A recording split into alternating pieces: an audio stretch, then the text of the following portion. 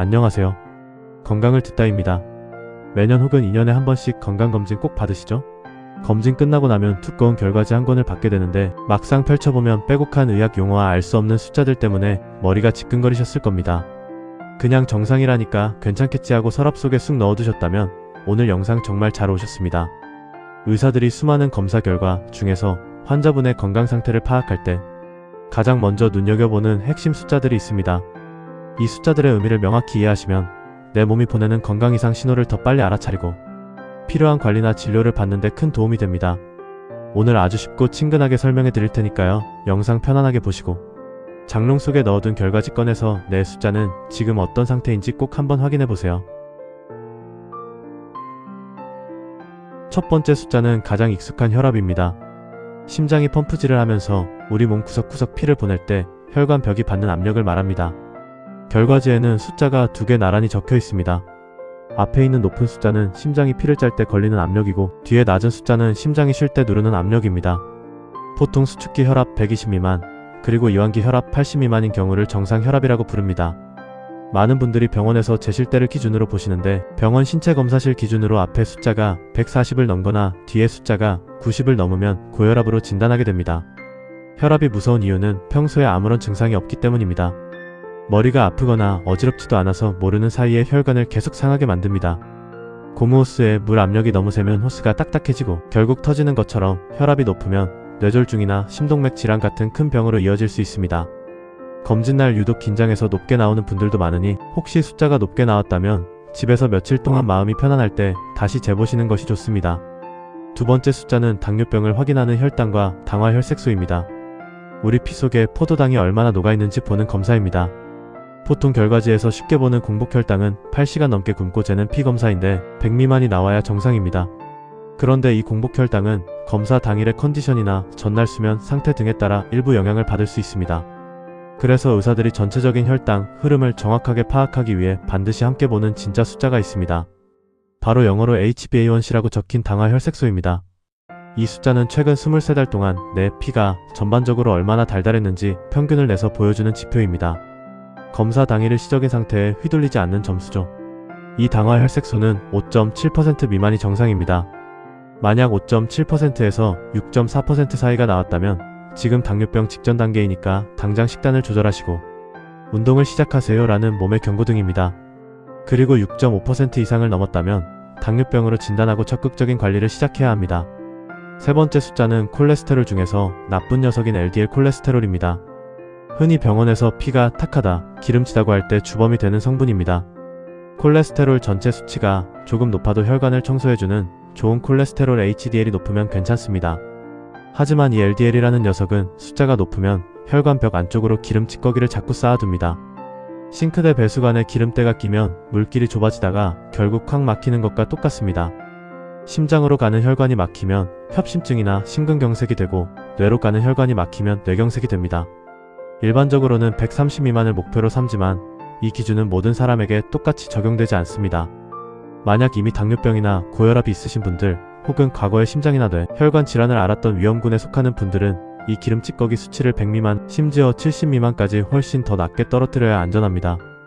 내 결과지에 정상이라고 적혀 있어도 내가 가진 만성질환이나 위험도에 따라 안전한 목표 수치가 다를 수 있다는 점을 꼭 기억하셔야 합니다.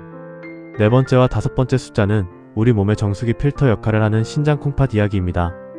콩팥은 몸속 노폐물을 걸러서 소변으로 보내주는 고마운 장기인데 참 묵묵하게 일하는 장기라서 기능이 많이 떨어질 때까지 아무런 통증을 느끼지 못하는 경우가 많습니다. 그래서 결과지 숫자로 미리 알아채야 합니다. 결과지를 보면 크레아티닌이라는 단어가 보일 겁니다. 이건 우리 몸이 활동하고 남은 찌꺼기 물질인데 콩팥이 일을 잘하면 소변으로 잘 배설됩니다. 콩팥 기능이 떨어지면 배설되지 못하고 피 속에 쌓이게 되죠.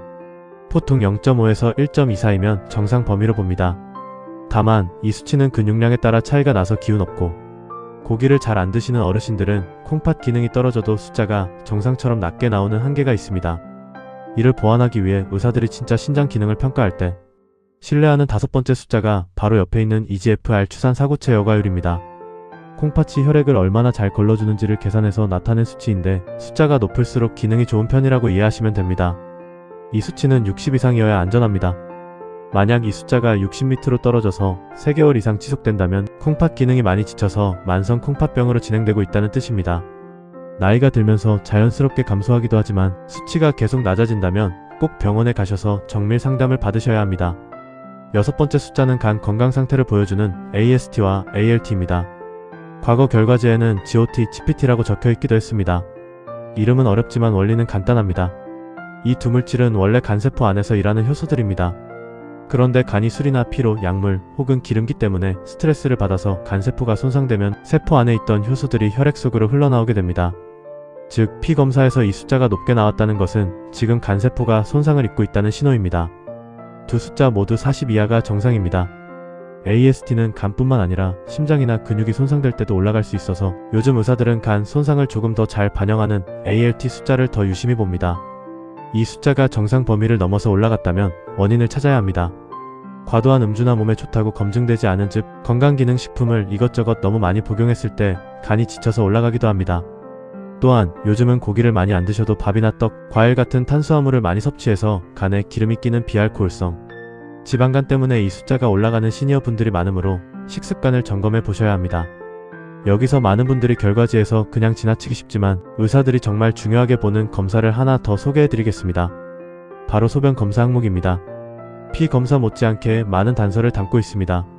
소변 검사 결과지에서 꼭 보셔야 하는 단어는 요단백 단백뇨과 요잠혈 혈뇨입니다. 정상적인 소변에는 단백질이나 혈액 성분이 섞여 나오지 않아야 정상이며 결과지에 음성 또는 정상이라고 표기됩니다. 만약 단백질이 섞여 나오는 단백요요단백 양성 증상이 있다면 이는 앞서 말씀드린 콩팥 필터에 미세한 구멍이 나거나 손상되었다는 초기 신호일 수 있습니다. 당뇨나 고혈압이 오래되면 콩팥이 망가지면서 소변으로 단백질이 빠져나가게 됩니다. 또한 소변에 피가 섞여 나오는 혈요요자멸 양성은 비뇨기계의 염증이나 결석 혹은 다른 질환의 신호일 수 있으므로 소변 검사에서 양성이라는 글자가 보인다면 가볍게 넘기지 마시고 꼭 의사의 진료를 받으시기 바랍니다. 마지막 7번째 숫자는 체형 지표인 BMI와 허리둘레입니다. 앞에서 말씀드린 모든 만성질환을 유발하는 뿌리가 되는 숫자들입니다.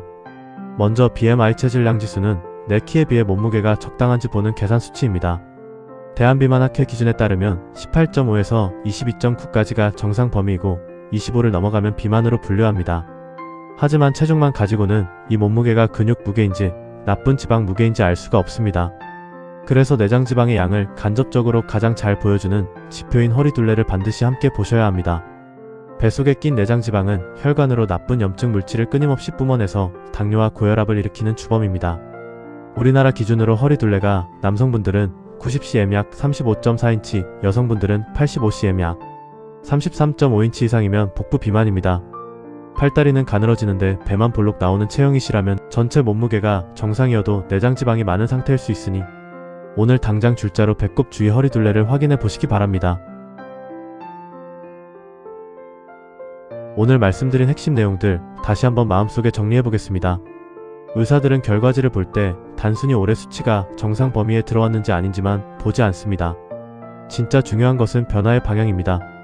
작년보다 혈당이 조금씩 오르고 있는지, 나쁜 콜레스테롤이 계속 증가세인지, 혹은 콩팥 기능을 보여주는 수치가 조금씩 감소하고 있는지 그 궤적을 함께 읽어내는 것이 핵심입니다. 비록 올해도 정상 범위 안에 아슬아슬하게 걸쳐 있더라도 수치가 매년 조금씩 나빠지는 방향으로 움직이고 있다면 내 몸이 나에게 보내는 무언의 신호일 수 있습니다.